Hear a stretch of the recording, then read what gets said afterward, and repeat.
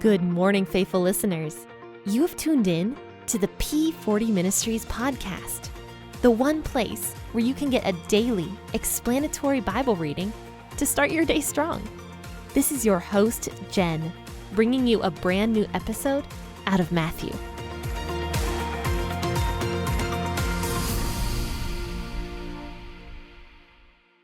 Hey, good morning, friends and faithful listeners. This is the P40 Ministries podcast with your host, Jen, and we are discussing Matthew chapter 21, verses 18 through 27. I realize that I haven't had a guest on the podcast in quite a little while, and that is because I haven't been asking anybody recently, but I am going to soon ask a few people to join me because, in all honesty, I really do get sick of the sound of my own voice. And, I love doing the podcast and everything, but every once in a while, I kind of wish I could just take it easy and let some of the other people answer the questions. So when I bring a guest on the podcast, I promise you it is completely a selfish motive. It is so that the guest can answer all the questions, so I don't have to. So we'll talk more about that later, and hopefully I'll get some more guests on the podcast very soon, in case you were wondering about that. But for now, let's go ahead and read Matthew chapter 21, verses 18 through 27. I will be reading out the WEB version of the Bible, as I always do. Oh, and also, speaking of that, I actually looked up the NLT version to see if I could ask permission to Tyndale, who owns NLT version, to see if I could quote the NLT version in the podcast. Well, unfortunately, I cannot because I'd be quoting the entire Bible, and they frown upon that. So they don't like their version to be used to be quoted in entirety. And if I did do that, I would have to pay quite a bit of money to be able to use the NLT version in its entirety, basically. So for now, the WEB version is going to have to do. I do like the WEB version, but it is sometimes a little wordy. If you listened to my podcast yesterday, I was really struggling to get through the Joseph portion of that story, and I had to do a lot of editing during that portion when I was reading, just because of the WEB version, the way some of the stuff is worded. But that being said, I love the WEB version. I think it's fantastic what they did with it, and that they opened it up to the public so that anybody can quote it, anybody can use it. And that is why I really love the WEB version. It's kind of funny. If you go on the WEB version on their website, they're very snarky, and they're like, "We believe the Bible should be free." So I thought that was pretty funny. So anyway, I use the WEB version for those of you who are new on the podcast, and that is because there is no copyright. It's in the public domain. But of course, you don't have to read out of the WEB version. You can read out of whatever version you have, whatever version you love. So turn with me in your Bibles. Let's go ahead and read this passage out of Matthew. Now in the morning, as he returned to the city, he was hungry. Seeing a fig tree by the road, he came to it and found nothing on it but leaves. He said to it, "Let there be no fruit from you forever." Immediately the fig tree withered away. When the disciples saw it, they marveled, saying, "How did the fig tree immediately wither away?" Jesus answered them, "Most certainly I tell you, if you have faith and don't doubt, you will not only do what was done to the fig tree, but even if you told this mountain, 'Be taken up and cast into the sea,' it would be done. All things, whatever you ask in prayer, believing, you will receive." When he had come into the temple, the chief priests and the elders of the people came to him as he was teaching and said, "By what authority do you do these things? Who gave you this authority?" Jesus answered them, "I will also ask you one question, which if you tell me, I will likewise tell you by what authority I do these things. The baptism of John, where was it from? From heaven or from men?" They reasoned with themselves, saying, "If we say from heaven, he will ask us, 'Why then did you not believe him?' But if we say from men, we fear the multitude, for all hold John as a prophet." They answered Jesus and said, "We don't know." He also said to them, "Neither will I tell you by what authority I do these things." I always say that Jesus is very snarky, and I really do think he is. He's always super snarky to these Pharisees. It's quite funny. But in verse 17 here, verse 18, it says that it was the morning. And he was obviously very hungry in the morning. Perhaps he went to go pray early in the morning, as he often did, and didn't take time to eat. And so he was very hungry. And so it says that he was going into the city, and he saw this fig tree by the road. And he was hungry. He wanted some of those figs. But he saw that it had nothing on it but leaves. And I believe that, okay, that was a really bad pun. Okay, so I believe that it was actually not even the season for figs if we read this story from a different chapter of the Bible. But Jesus is so upset that there's no figs on this tree that he ends up cursing it. He says, "Let there be no fruit on you for forever." And it says here that the fig tree immediately started withering away. Many people ask, why did Jesus do this? Why did he curse that fig tree? Because there was no figs on that tree when it wasn't in season. I think the most clear answer is, how often in the Bible does Jesus talk about producing fruit? This is an object lesson to us. It's not showing that Jesus is a mean person that goes around cursing trees, but he is cursing this fig tree because it wasn't ready for him. How many times in the Bible do we hear Jesus say, "Be ready, for I'm coming back"? Produce fruit, continually be looking out for me.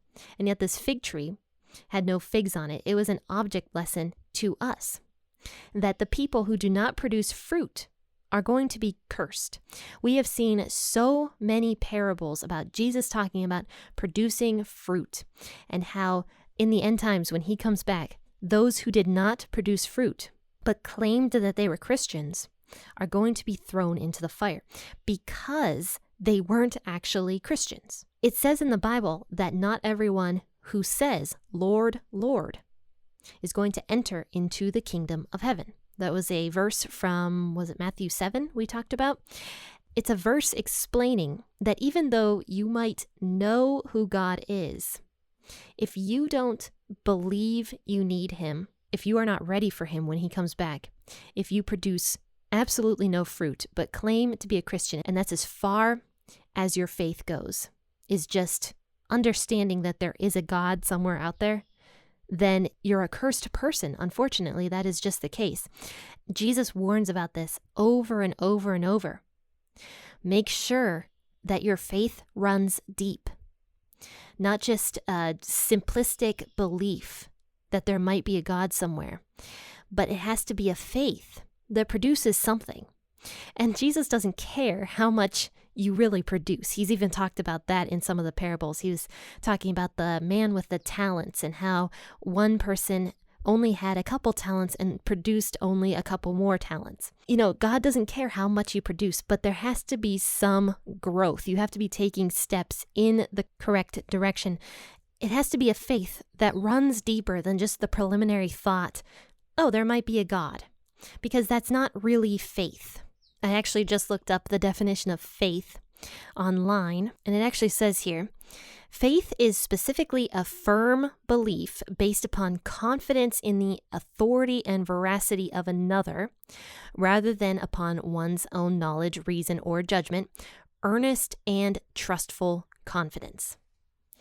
So faith goes deeper, and that is what Jesus is talking about here, and why he keeps mentioning these parables one after another about producing fruit, having genuine faith. If this is that important to Jesus, that it seems like every other chapter talks about producing fruit, talks about the end times, talks about him coming back and people not being ready.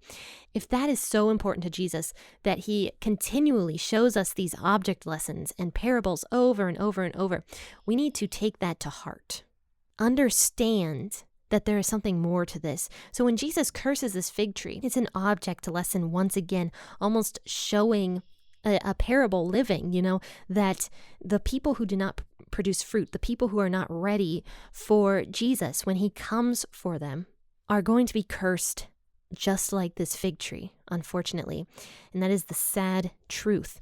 So Jesus curses this fig tree. It immediately starts withering away.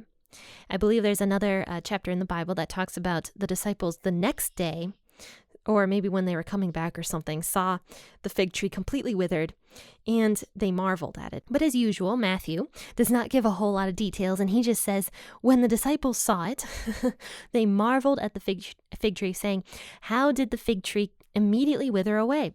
And Jesus answered them, "Most certainly I tell you, if you have faith and don't doubt, you will not only do what was done to the fig tree, but even if you told this mountain, be taken up and cast in the sea, it would be done. All things, whatever you ask in prayer, believing, you will receive." So it's not just an object lesson about people who don't produce fruit, but this is also a demonstration of faith in the works. Jesus cursed that fig tree, and it started withering away immediately. It was unable to produce fruit at all at that point anymore. So Jesus is explaining his faith and how if they, the disciples or us, have this great faith, then we can also do the same things. In fact, if we have faith, we could actually make a mountain get crumpled up and be tossed into the sea. I don't know if you guys ever saw the movie. I think it was on Netflix for a little bit. It was called Little Boy. It was kind of dumb, but it was also sort of interesting. It talked about this little boy who he wanted to have faith or something. I can't exactly remember the whole details of the movie. It's been years since I've seen it. But the little boy ended up having so much faith that he wanted to move this mountain that was next to his town. And the people were all kind of chuckling at him because he was just a little boy trying to have faith to move this mountain. And he had so much faith that this mountain would move that there was an earthquake and the mountain actually moved.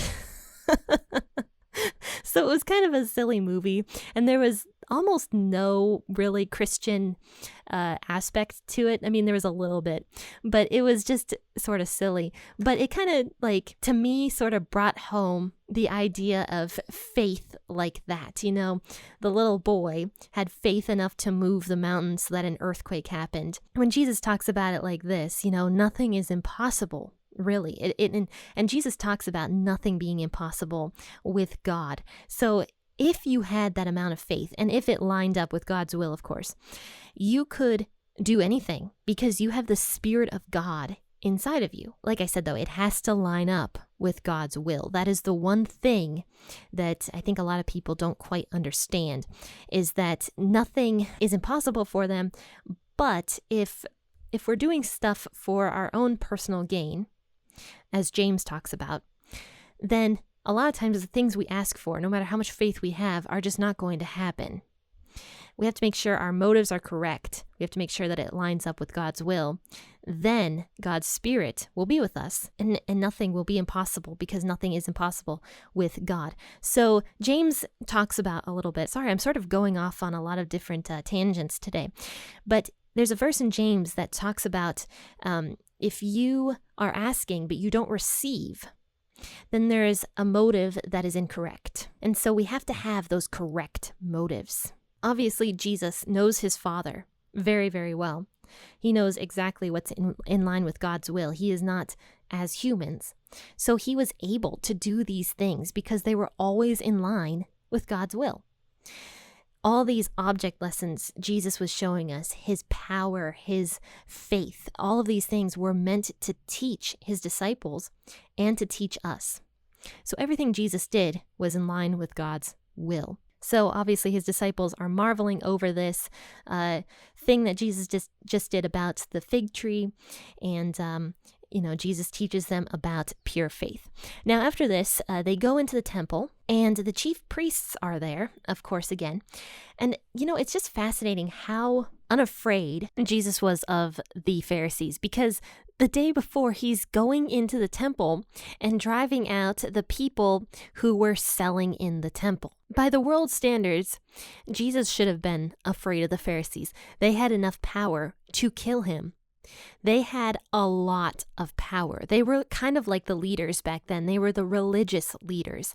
They had power to get rid of people if they wanted to, and they did want to get rid of Jesus. But Jesus is unafraid. He doesn't care about the religious leaders and what they could potentially do to him and what they did end up doing to him.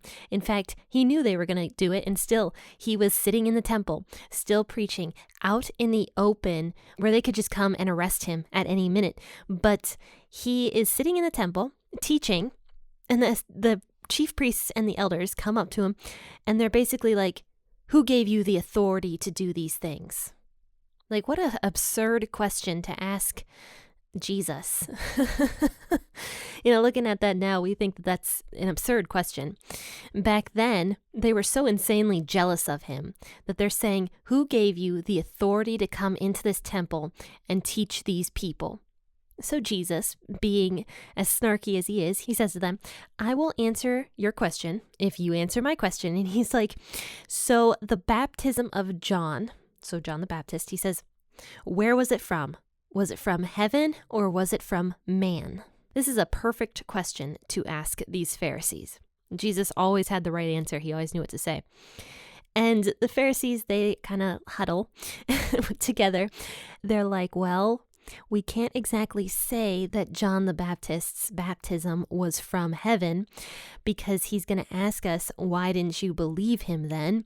And we can't exactly say it's from man because all these people here that are in the temple believe that he was this great prophet, and we're scared of them. We don't want to get on the crowd's bad side. So they decided to say, we don't know. Which is just a way to dodge the question. In all honesty, they probably believed that John the Baptist was not of God. They probably didn't believe that he was a prophet who was doing those things with the authority of God to do those things. And the Pharisees were so insanely jealous of anybody who had the message. Anybody who was teaching the scriptures that was not one of the Pharisees. They did not like those people. The Pharisees wanted to be a little clique. They did not want other people on the outside to also teach the scriptures. So they didn't like outsiders trying to, teach people the correct way. And I think I've mentioned several times about how the Pharisees would just make up these crazy, ridiculous laws and be like, this is what the scriptures say, is to do it this way. And it would be absolutely absurd. And the Pharisees did that. They were always putting these horrible, burdensome rules on the people, just trying to make things as difficult as possible. But Jesus comes and he brings the truth to these people. They're flocking to him because they hear his message of truth rather than this burdensome message that the Pharisees are giving them. And of course, it's going to be more impactful towards the people to hear a message of truth for once. Perhaps in their entire lives, they're actually getting the truth of the scriptures. And so they answer Jesus. They say, we don't know where John the Baptist's authority came from. And so Jesus says, okay, so since you guys can't answer the question, I'm not going to tell you by what authority I do these things. So since the Pharisees don't even know if John the Baptist had authority from God or not, they're not going to believe Jesus when he says, I have been given this authority from God himself. They're not going to believe him. They're not going to care. They don't care. They just want Jesus to go away, to stop preaching, to stop stealing their thunder, pretty much. But we will talk more about this on Thursday. So join in on Thursday at 6 a.m. But also join in tomorrow at 6 a.m. and we will discuss more about Genesis. We are almost completely done with Genesis. We only have a few more chapters to go. I think we only have 6 more chapters, which is absolutely insane to me that we have so few chapters left in Genesis.